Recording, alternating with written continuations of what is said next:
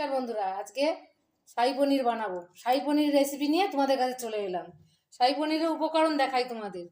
জিরের গুঁড়ো, ধনিয়ার গুঁড়ো, চার মগজ বাটা, পোস্ত বাটা, লবণ, কাঁচা লঙ্কা, আদা বাটা, টমেটো পেস্ট করা, গরম মশলা, ঘি, চিনি আর গরম মশলা।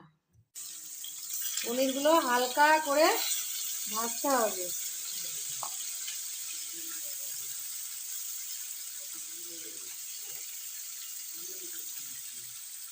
এবার আমার ভাজা হয়ে গেছে, এবার আমি তুলে নেব।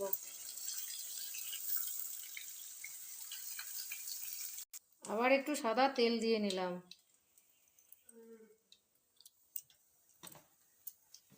তারপরে আমি গরম মশলা, দারচিনি, তেজপাতা সব দিয়ে দিলাম। গরম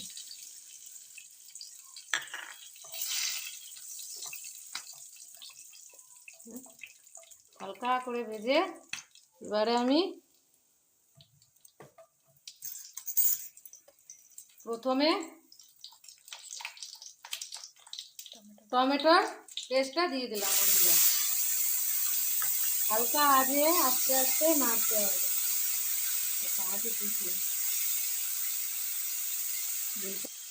যতক্ষণ না টমেটোটা কাঁচা গন্ধটা যায় ততক্ষণ আমার আস্তে আস্তে নাড়তে হবে। আর গ্যাসটা একদম মিডিয়াম করে রাখতে হবে যাতে এটা পুড়ে না যায়।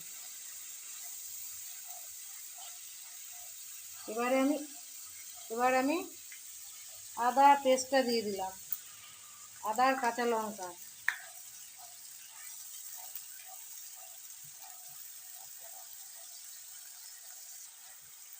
আস্তে আস্তে বন্ধুরা কষাবে কিন্তু, মানে মশলাটা যাতে না পুড়ে যায়। এবারে আমি চার মগজটা দিয়ে দেব।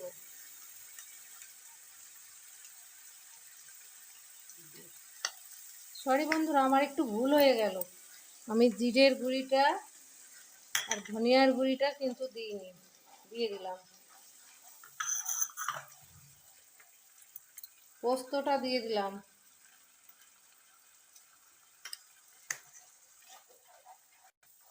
তোমরা জিরের গুঁড়িটা কিন্তু একটু আগে দিও বন্ধুরা, আমি কিন্তু ভুলে গেছি, ওই জন্য আমার একটু দেরি হয়ে গেল।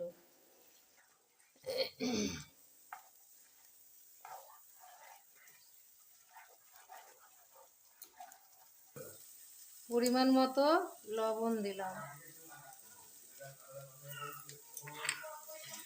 বন্ধুরা কষাতে কষাতে যখন মশলা থেকে তেলটা ছেড়ে যাবে তখন দেখো আমার মশলার থেকে কিন্তু তেলটা ছেড়ে যাচ্ছে। এখন আমি গরম করে জল রেখেছি, গরম জল দেব। গরম জলটা দিলে বেশি ভালো লাগে। আমি সবসময় গরম জলই দিই।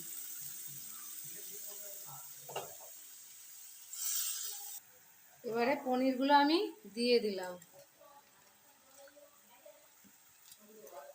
পনিরগুলো দিয়ে আর বেশি জাল হবে না, অল্প জালেই হয়ে যাবে।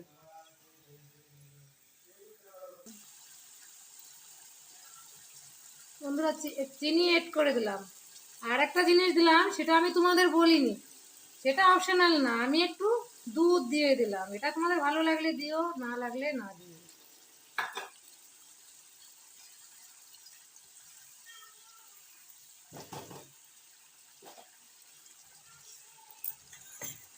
এবারে আমি ঘি দিয়ে দিলাম, গরম মশলা দিয়ে দিলাম।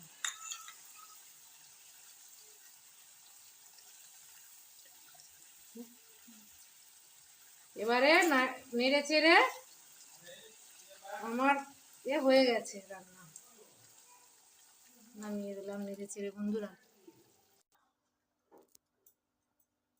আমার শাহী পনির রেডি। এরপর দুপুরের গরম গরম ভাতের সঙ্গে জমে যাবে। বন্ধুরা আমার রেসিপিটি যদি ভালো লেগে থাকে তোমরা একটা লাইক কমেন্ট শেয়ার করে দিও।